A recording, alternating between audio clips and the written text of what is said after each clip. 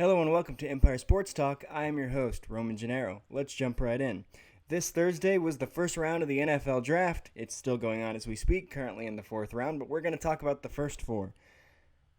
It was a crazy night on Thursday with round one kicking off.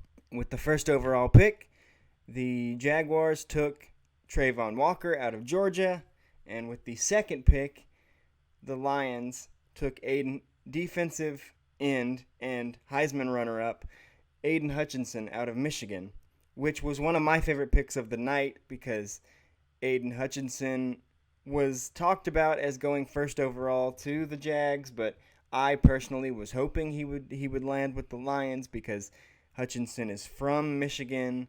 His dad played for Michigan. He played for Michigan, and now he's staying at home with the Detroit Lions. So I think that's a very good piece for them moving forward. But the big story of round one was the Georgia Bulldogs because they made history in the first round not once, but twice. The Georgia Bulldog defense had 5 players taken in the first round, which is a draft record for a school. With the number 1 pick, as I just said, was Trayvon Walker. Number 13 was Jordan Davis. Number 22 was Quay Walker. Number 28 was Devontae Wyatt. And number 32 was Lewis Sin. I apologize if I mispronounced that last name. Please correct me. 5 defensive players taken in the first round. That's a draft record. But that's not the only bit of record making they had in the first round because Quay Walker and Devontae Wyatt were both drafted by the Green Bay Packers, making them the first college teammates to be drafted by the same team in the first round, as Green Bay traded up back into the first round with the 28th pick and they already had 22. They traded back up in to get the 28th pick and took Quay Walker first, and then his teammate Devontae Wyatt, making history as the first college teammates to be drafted by the same team in the first round. It was a busy night for the defending national champions, and it only continues to get busy for them as many of their defensive standouts have been taken so far in the first 4 rounds and will be playing on Sundays. For Quay Walker and Devontae Wyatt, though, they will be trading in the red G for the green G, going from the Georgia Bulldogs to the Green Bay Packers. One bit of surprise. Well, first I'll say it was a chaotic night because there were 9 trades in the first round, which is the most in the first round in the modern format of the NFL draft, where the first round takes place on night 1 and then the following rounds take place after that. 9 trades in the first round, which for me, my day job is working for Fanatics, so we handled a lot of the jerseys that were being made for the draft, and we had been told ahead of time, picks number 32, we had product ready, but with all those trades, we didn't have product for some of them, as both the Jets and I believe the Jets and one other team, I can't think of it right now, ended up having 3 first-round picks. We were not prepared for that. It was chaotic. Not only that, but teams were drafting quickly. They knew who they wanted, and you usually get 5 to 8 minutes on your clock to make a pick, and most teams in the past take that entire time. But these teams knew who they wanted and were drafting within the first minute and a half of their draft clock. It was a long night for Fanatics employees, but it was a fun night for NFL fans as we saw a lot of chaos and a few big names changing teams. Former Titans wide receiver A.J. Brown, he did get traded to the Eagles. That was one of the many trades. A.J. Brown is now with the Eagles, but the person that kept kind of his unhappiness quiet was Ravens wide receiver Hollywood Brown, who, in a somewhat surprising move, was sent to Arizona. And apparently he knew about this for a few days because minutes after the trade was announced, a photo surfaced of Hollywood Brown at the Arizona Cardinals draft party. So the Ravens chose to keep that under wraps, that they were trading him, and he was already in Arizona minutes after the trade was announced. One person that was not a fan of that trade, Lamar Jackson, who throughout the night sent several tweets with crying faces and other reactions about losing it, Hollywood Brown. This was a very defensive draft, as the quarterback class is not as strong in years past, and we knew that going in. We did know that it was a heavy wide receiver class.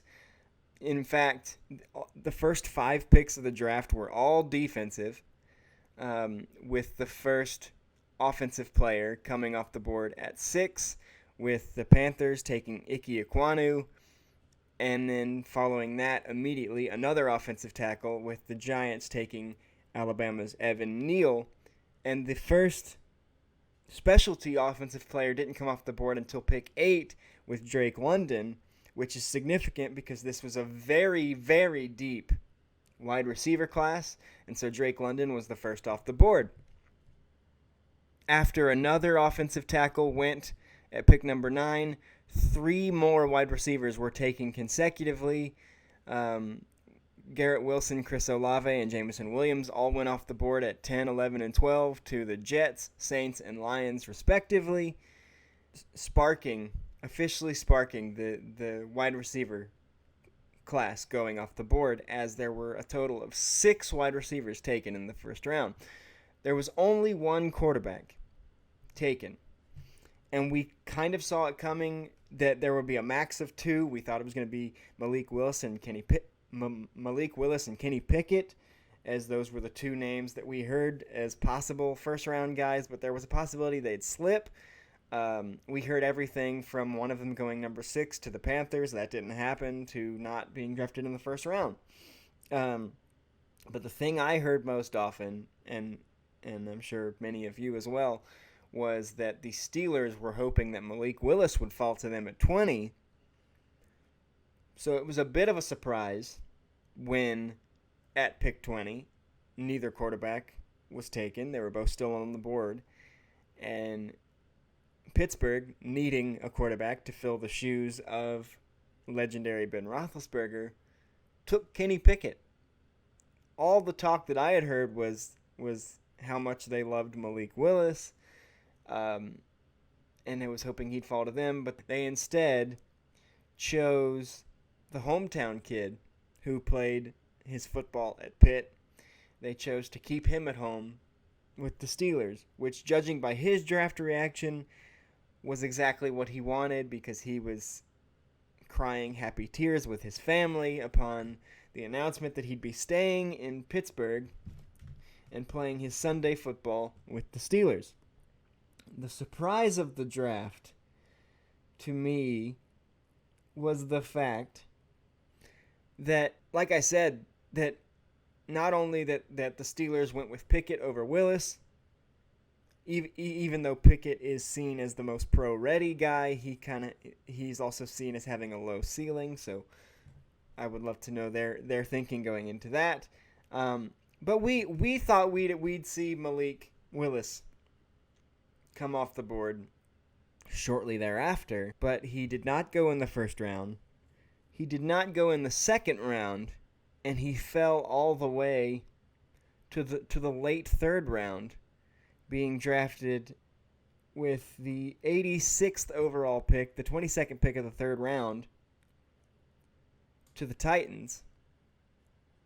And he was the third quarterback off the board, because earlier in that round, the Falcons had taken Desmond Ridder. So the guy that for a long time was seen as going to be the first quarterback off the board ended up being the third quarterback off the board, not go until the late third.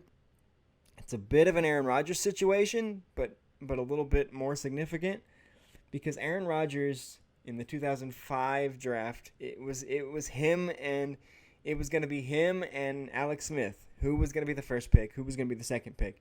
Alex Smith was the first pick, and Aaron Rodgers sat there until the 24th pick. But this was first-round quarterback, maybe sneaks into the second round, being drafted late third. So I don't know if there was something going on there, if he had a bad workout or interview or something that caused teams to wait on him.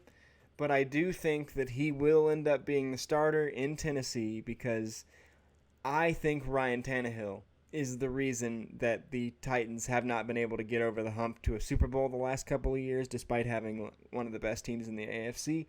So maybe Malik Willis will provide them a Lamar Jackson-like spark and get them over the hump. But surprisingly, he fell to the third round. Late third round, went to the Titans. Speaking of quarterbacks, we expected to see some action with some NFL names, and we did with A.J. Brown and Hollywood Brown, no relation. But we expected to hear Baker Mayfield's name and Debo Samuel's name in trades as their situations have come to be needing to be resolved via trade. We expected their names to pop up. They did not. But Baker did lose a potential suitor in the draft, as a few picks after Malik Willis, the Panthers selected Ole Miss quarterback Matt Corral to go into competition with Sam Darnold, pretty much taking the Panthers off the board for Baker Mayfield's services, which isn't totally surprising given Panthers wide receiver Robbie Anderson's reaction to the possibility of Baker Mayfield in Carolina. If you don't remember from a previous episode, he tweeted no in all capital letters at the possibility of playing with Baker Mayfield. So Baker Mayfield's suitors are coming off the board one by one, and as it seems, because one of the destinations for Malik Willis, if he did not go to the Steelers, which he did not, was Seattle. They did not draft a quarterback. They still have not drafted a quarterback, leading us to believe that they are okay for now with Drew Lock at quarterback. He was not a throw-in pick in the Russell Wilson trade. A lot of people are saying that Seattle's going through a rebuild, but they still have a lot of their good receivers from their playoff days. And they did get Drew Lock and Noah Fant in the trade. And Noah Fant is a really, really good tight end. And Drew Lock, I don't think we've seen the best of Drew Lock yet. So they signified that they were okay with Drew Lock, probably taking them out of the Baker Mayfield scenario as well. Atlanta is a team that needed a quarterback. They took Desmond Ridder. So a lot of these teams that we thought of as possibilities for Baker Mayfield are going away.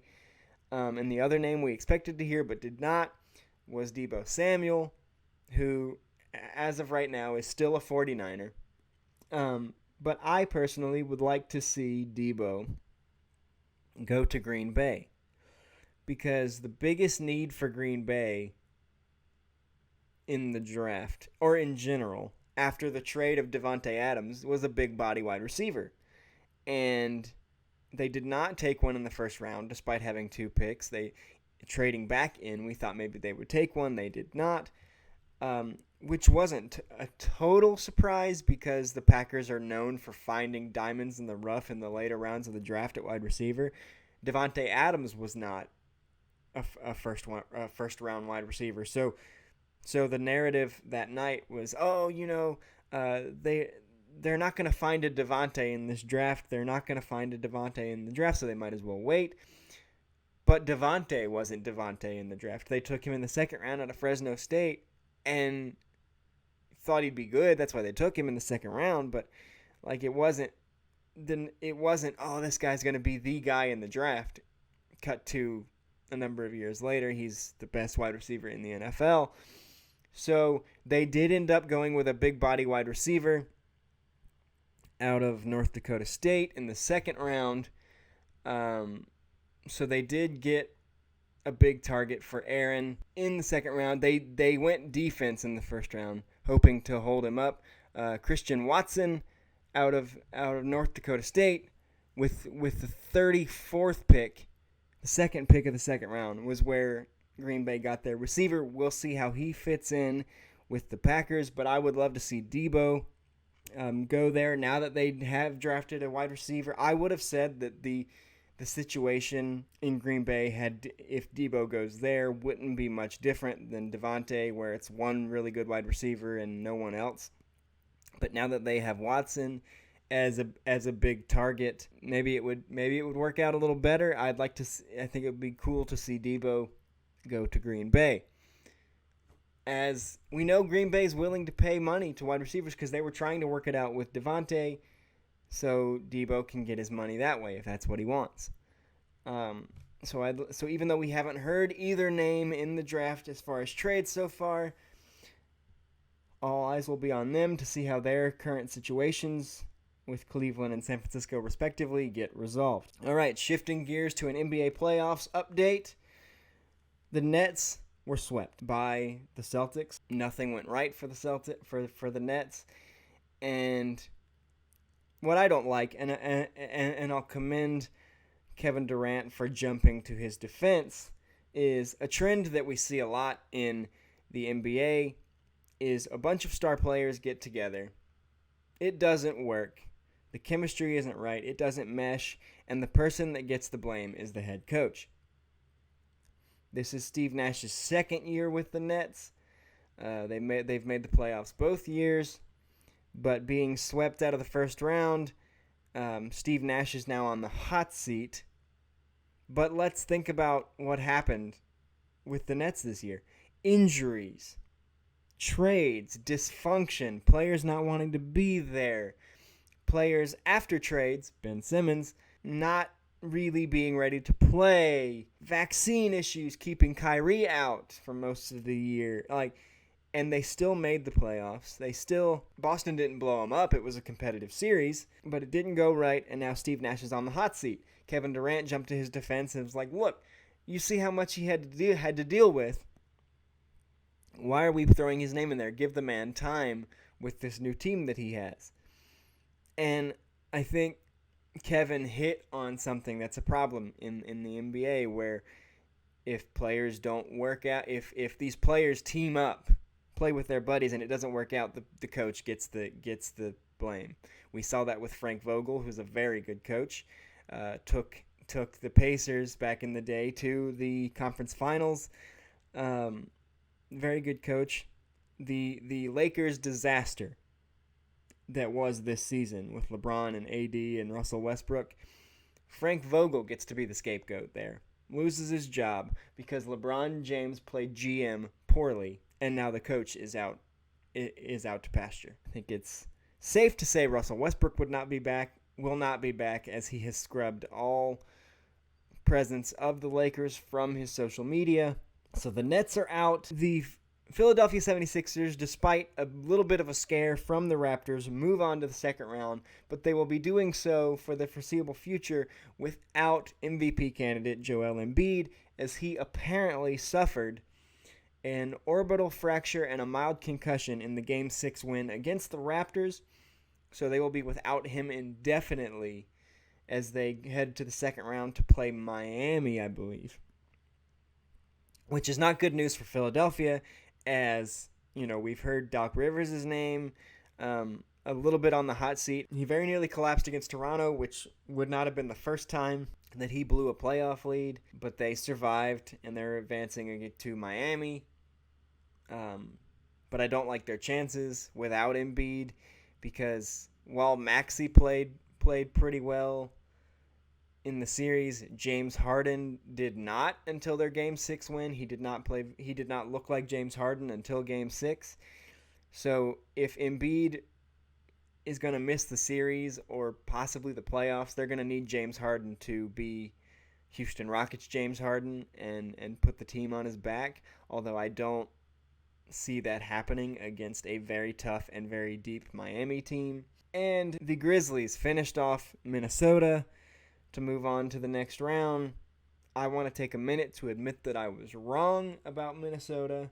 While I still don't agree with the way they celebrated their play-in game, they fought Memphis hard. Every game was close, with the exception of the 26-point comeback game, but Minnesota had big leads in that game, so that tells you how tough it was for Memphis. Ja Morant had some not-so-good games in the series. Minnesota fought hard. very nearly forced a Game 7. I want to give them credit, admit that I was wrong about Minnesota. If they continue to grow in the direction they're going, they're going to be a very, very good team in the future. I want to take these last few minutes and take a look back at something that I was reminded of yesterday, because this is something that I've mentioned for the last couple of episodes, and I don't want to harp on this topic every week. Trust me, I will not talk about it every week. But for the past few episodes, we've talked about the unwritten rules of baseball and how there's certain things you don't do. There's certain things that are seen as tacky, or things that you try to stay away from. One of these unwritten rules is, if you're up by a lot or you're down by a lot, you kind of take it easy. You're kind of expected to not mail it in, but with the trouble with Tatis was swinging 3-0 at a middle fastball when his team was up by a lot to hit a grand slam, blah blah blah blah blah, and so one of the unwritten rules is kind of to take it a little easy when the game is out of reach. But let's look at a time when that didn't happen, and it ended up being a good thing. This popped up on social media yesterday, and I felt it was a good time to talk about it because of what we've talked about the last couple of weeks. June 2nd, 2016. Go back in the sports time machine with me, if you will. The Seattle Mariners were playing in San Diego against San Diego Padres and found themselves down 12-2 after 5 innings. Now, some of the unwritten rules of baseball would tell you maybe that score stays right there and everybody goes home. The Mariners didn't get the memo. It was 12-2 after 5. The Mariners scored 5 runs in the 6th and 9 in the 7th, ended up winning the game 16-13 over the San Diego Padres. The largest comeback in franchise history, the largest comeback in the history of Petco Park in San Diego, all because the Mariners kept competing, and that's what you're supposed to do. The Mariners kept competing, scored 14 runs in 2 innings, and went from losing 12-2 after 5 to winning the game 16-13. So never stop competing. I don't care what the unwritten rules about competition. Like I said, there are some unwritten rules that you do not touch. You do not talk to or mention a no-hitter. You don't talk to a pitcher that's throwing one. No-hitters, you don't do that. You don't throw at people unless it's warranted. Those things, stay put. The competitive ones, the ones that deal with swinging at pitches or scoring runs, throw those out right now. And this is why. Because if Seattle and San Diego had thrown them out, we would not have gotten one of the greatest comebacks the sport has ever seen. And just because I'm a little bit of a baseball nerd, I want to mention that the MLB, the past several years, has been engrossed by the home run ball. That until recently, it was rumored that the balls the MLB used were juiced to produce more home runs. We see averages dip, even though home run numbers are going up because players would rather hit home runs than get on base. I've said before, getting on base, at least by the league's standards, is not sexy anymore. I disagree with that. I love a player who hits 300. Several years ago, and this is going to sound funny now considering what he did for the Braves last year, but there was, I think it was 2018 or 2019, the Braves had a choice between re-signing Nick Markakis and signing Jock Peterson. And I was very vocal about my desire to have it be Markakis and not Peterson, because at the time Markakis was a 300 hitter who might give you 12, 13 home runs a year, but he gets on base. And Jock Peterson was a 240 hitter who hit 40 home runs but struck out 200 times. And I I was and will always remain on the side of the fence of give me a guy that hits 300 over a guy that hits 40 bombs with a 250 average. That being said, I will be forever thankful to Jock Peterson for his performance last season with the Braves to lead us to a World Series champion title, which is why I now have this hat. This gold program hat that will forever enshrine the champions, as well as this hoodie. That being said, I'm still in the camp of average over home runs. And in this giant comeback by the Mariners, where they scored 14 runs in 2 innings and had this massive comeback, only 1 home run was hit during those 2 innings. The Mariners hit 2 in the game, but one of them was in the 4th to make the game 12-2. So in the 14-run 2-inning outburst, there was only 1 home run. The rest were walks and singles and doubles and base hits. They played small ball to mount the largest comeback in franchise history. So that makes me very, very happy. Small ball is still cool, kids. That is all I have for you. This has been Empire Sports Talk. I am your host, Roman Gennaro. There may not be an episode next week, as I have a busy schedule and may not have a chance to do it. So there may not be an episode next week. So if I don't see you next week, see you on the next episode. Once again, this has been Empire Sports Talk. I'm your host, Roman Gennaro. See you next time.